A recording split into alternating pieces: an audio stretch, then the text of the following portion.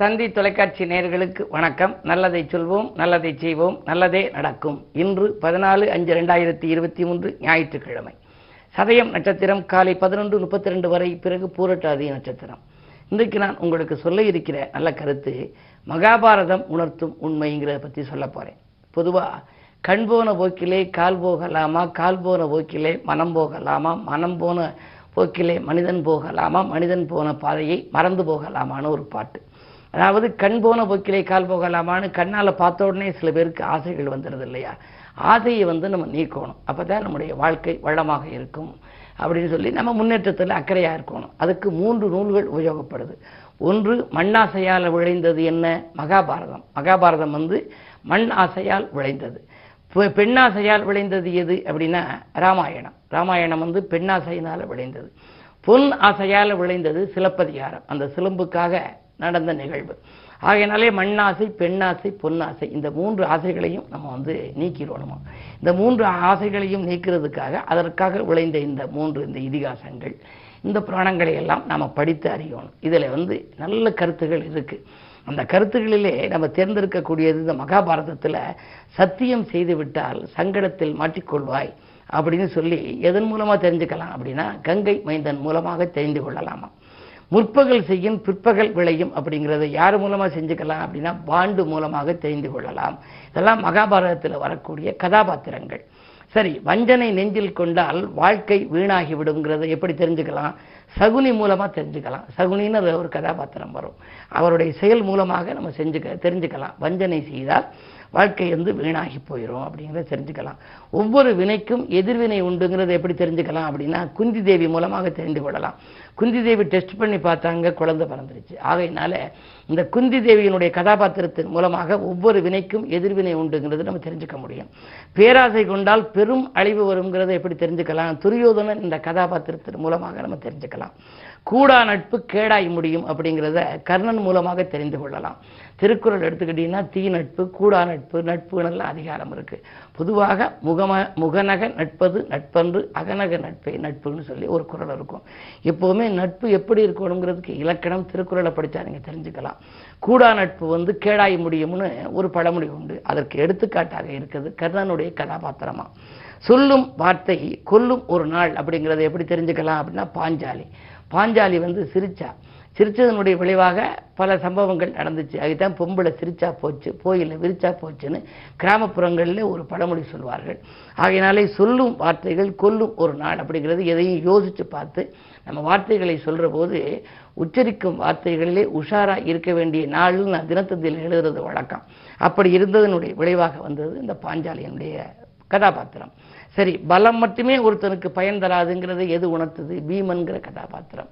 இவைகளெல்லாம் மகாபாரதம் உணர்த்தும் உண்மை. இப்படிப்பட்ட புராணங்கள் இதிகாசங்களை எல்லாம் படிக்கின்ற பொழுது அதில் உள்ள நல்ல கருத்துக்களை நாம் எடுத்துக்கொண்டால் நம் வாழ்க்கையும் நமக்கு வளமாக அமையக்கூடிய வாய்ப்புகள் உண்டு என்ற கருத்தை தெரிவித்து இனி இன்றைய ராசி பலன்களை இப்பொழுது உங்களுக்கு வழங்கப் போகின்றேன்.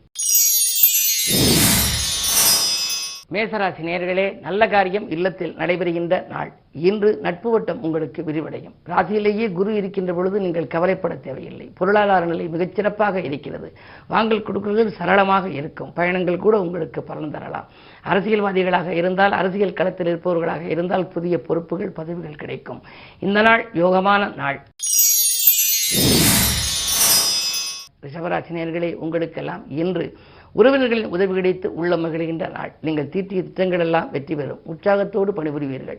உத்தியோகத்தில் கூட மேலதிகாரிகள் உங்கள் கருத்துக்களை ஏற்றுக்கொள்வார்கள். உங்களுக்கு வரவேண்டிய தலைமை பதவிகள் தானாகவே வரலாம். முயற்சி எடுக்காமலேயே சில காரியங்கள் முடிவடையும். இந்த நாள் நல்ல நாள். மிதுனராசி நேயர்களே, உங்களுக்கெல்லாம் சுக்கிரபலம் நன்றாக இருக்கிறது. அக்கறை செலுத்தாத காரியத்தில் கூட ஆதாயங்கள் கிடைக்கும். நீங்கள் தேர்ந்தெடுத்த களம் எதுவாக இருந்தாலும் அதில் உங்களுக்கு இன்று வெற்றி கிடைக்கும். ஆனால் உணவு சார்ந்த விஷயங்களில் கொஞ்சம் கவனம் தேவை. சமூகத்தில் பெரிய மனிதர்களை சந்திப்பால் உங்களுக்கு நன்மைகள் கிடைக்கலாம். பணவரவு திருப்திகரமாகவே இருக்கிறது. கடகராசி நேயர்களே, உங்களுக்கெல்லாம் இன்று சிந்தித்து செயல்பட வேண்டிய நாள். சந்தித்த நண்பர்களால் சங்கடங்கள் ஏற்படும். காரணம் இன்று சந்திராஷ்டமம். எதை செய்தாலும் நீங்கள் யோசித்து செய்ய வேண்டும். விரயங்கள் அதிகமாக இருக்கும். ஒரு தொகை வருவதற்கு முன்னதாகவே செலவுகள் காத்திருக்கலாம். வீட்டில் இரு, விலகி இரு, விழித்திரு என்ற விதிமுறைகளை நீங்கள் கடைபிடிக்க வேண்டுமாம். வீட்டிலேயே நீங்கள் இருக்க வேண்டும். தானுண்டு தன் வேலையுண்டு இருக்க வேண்டும். மற்றவர்களுடைய விஷயத்திலே தலையிடக்கூடாது. பிற விஷயத்திலே மூக்கை நுழைத்தால் அதனால் பிரச்சனைகள் வரலாம். அதே நேரத்தில் நீங்கள் விழித்திரு என்று சொல்லியிருக்கிறார்கள். மிக மிக உஷாராக இருக்க வேண்டிய நாள் இந்த நாள். சிம்மராசினியர்களே, உங்களுக்கெல்லாம் அருகில் உள்ளவர்களை அனுசரித்து செல்ல வேண்டிய நாள். ஆதாயம் குறைவாக இருந்தாலும் காரியங்கள் கைகூடிவிடும். உத்தியோகத்தில் கூட சக பணியாளர்களால் உங்களுக்கு சில தொல்லைகள் வரலாம். உங்களுக்கு வரவேண்டிய சில முன்னேற்றங்கள் அருகில் இருப்பவர்களுக்கு செல்லலாம். 7லே சனி இருக்கின்றார். எனவே தடைகளை சந்தித்தாலும் கூட காரியங்கள் கடைசி நேரத்தில் கைகூட வேண்டுமானால் இன்று ஞாயிற்றுக்கிழமை விடுமுறை நாள் என்பதனாலே அருகில் இருக்கும் புகழ்மிக்க கஷேத்திரங்களுக்கு சென்று நீங்கள் வழிபாடுகளை மேற்கொள்வது நல்லது. கன்னிராசினியர்களே, உங்களுக்கெல்லாம் நேற்றைய பிரச்சனை இன்று நல்ல முடிவுக்கு வரும் நாள். நினைத்த காரியத்தை நினைத்தபடியே செய்து முடிப்பீர்கள். 8ஆம் இடத்திலே சூரியன் இருக்கின்றார். எனவே அரசியல் சார்ந்த பிரமுகர்களால் ஏதேனும் பிரச்சனைகள் வரலாம்.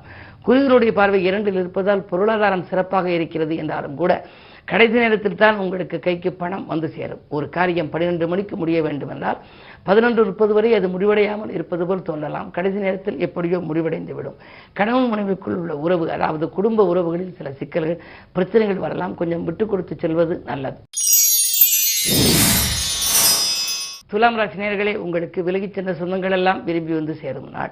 வீண் வாக்குவாதங்களை தவிர்ப்பது நல்லது. மனதில் நீண்ட நாளாக நீங்கள் நினைத்த காரியங்கள் இன்று கைகூடப் போகின்றது. அதிகாலையிலேயே உங்களுக்கு ஆச்சரியம் தரும் தகவல் கூட அலைபேசி மூலம் வரலாம். ஞானகாரகன் கேது ராசியில் இருப்பதால், அதாவது ஆன்மீக நாட்டம் உங்களுக்கு அதிகரிக்கும். ஏதாவது ஒரு ஆலயத்துக்கு செல்லலாமா, நமக்கு நல்ல வழி பிறக்காதா என்றெல்லாம் நினைப்பீர்கள். இன்று விடுமுறை நாள் என்பதால் புகழ்மிக்க கஷேத்திரங்களுக்கு சென்று உங்களுடைய கோரிக்கைகளை நீங்கள் சொல்வதன் மூலம் அது நிறைவேறும். விருச்சிக ராசி நேயர்களே, உங்களுக்கெல்லாம் இன்று வெற்றி செய்திகள் வீடு வந்து சேருகின்ற நாள். இன்று வீடு இடம் வாங்குவது பற்றி யோசிப்பீர்கள். 6ஆம் இடத்திலே சூரியன், புதன், வியாழன், ராகு. எனவே திட்டமிட்ட காரியங்கள் திட்டமிட்டபடியே நடைபெறும். அதே நேரத்தில் உத்தியோகத்தில் உள்ளவர்கள் இதில் இருக்கலாமா அல்லது விஆர்எஸ் பெற்றுக்கொண்டு வெளியில் வந்து சுயமாக தொழில் தொடங்கலாமா என்றெல்லாம் சிந்திப்பீர்கள். உங்கள் சிந்தனைக்கு நல்ல முடிவு கிடைக்கப் போகிறது. நண்பர்கள் உங்களுக்கு நல்ல தகவல்களை கொண்டு வந்து சேர்ப்பார்கள். இடமாற்றங்களும் வீடு மாற்றங்களும் கூட ஒரு சிலருக்கு உறுதியாகலாம். இந்த நாள் நல்ல நாள். தனுசு ராசி நேயர்களே, உங்களுக்கு சுக்கிர பார்வை இருக்கிறது. உங்கள் ராசியினுடைய அதிபதி குரு. குருவுக்கு எதிரியானவர், அதாவது பகை கிரகம் சுக்கிரன். அவர் பார்வை இருக்கின்ற பொழுது உங்களுக்கு மனக்கலக்கங்கள் அதிகரிக்கும். எதையும் நீங்கள் செய்ய இயலாது. தேவையற்ற வீண் வாக்குவாதங்கள் வீடு தேடி வரலாம். வேலை சார்ந்த முயற்சிகள் கைகூடுவதிலே கூட தடைகள் ஏற்படலாம். கடன் சார்ந்த விஷயங்கள் கூட கொஞ்சம் கவனம் உங்களுக்கு தேவை. பெண்வெளி பிரச்சனைகள் மீண்டும் தலைதூக்கும். இல்லத்தில் உள்ளவர்களால் உங்களுக்கு நிம்மதி கிடைக்காது. கவனம் தேவைப்படுகின்ற நாள் இந்த நாள். மகர ராசி நேயர்களே, 2ஆம் இடத்திலே சனி. கொடுத்த வாக்கை காப்பாற்ற இயலும். கொள்கை பிடிப்போடு நீங்கள் செயல்படவும் முடியும். அர்த்தாஷ்டம குருவாக இருந்தாலும் அவரோடு கூட ராகு, புதன், சூரியன் 3 கிரகங்களும் சேர்ந்திருக்கின்றன. கூட்டுக்கிரக யோகம் இருப்பதனாலே தாய்வழி ஆதரவு உண்டு. வாங்கிய பூமியால் ஏற்பட்ட பிரச்சனைகள் அகலும். நல்ல தைரியமும் தன்னம்பிக்கையும் உங்களுக்கு வரப்போகின்றது. எதிரிகளின் பலம் கொஞ்சம் குறையும். இந்த நேரத்தில் நீங்கள் எதை திட்டமிட்டு செய்ய நினைத்தீர்களோ அதை இன்று செய்து முடிப்பீர்கள். கும்பராசி நேயர்களே, உங்களுக்கெல்லாம் சனிச்சந்திர யோகம். மனதுகாரகன் சந்திரனோடு சனி இருக்கின்ற பொழுது மன அமைதி குறைவாகத்தான் இருக்கும். பக்குவமாக பேசி காரியங்களை சாதித்துக் கொள்ள வேண்டும். பக்கத்தில் இருப்பவர்களால் சில பிரச்சனைகள் திடீரென வரலாம்.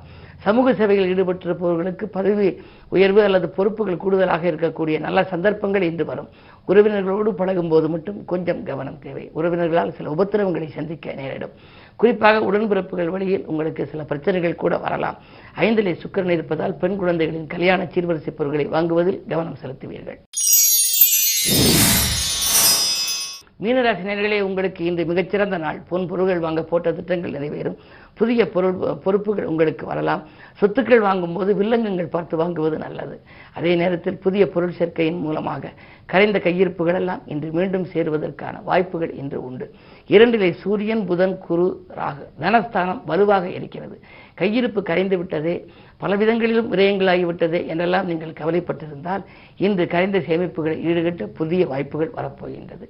அதே நேரத்தில் ஆடை ஆபரண சேர்க்கையும் உண்டு. பயணங்களாலும் பலன் கிடைக்கும். மேலும் விவரங்கள் அறிய தினத்தந்தி படியுங்கள்.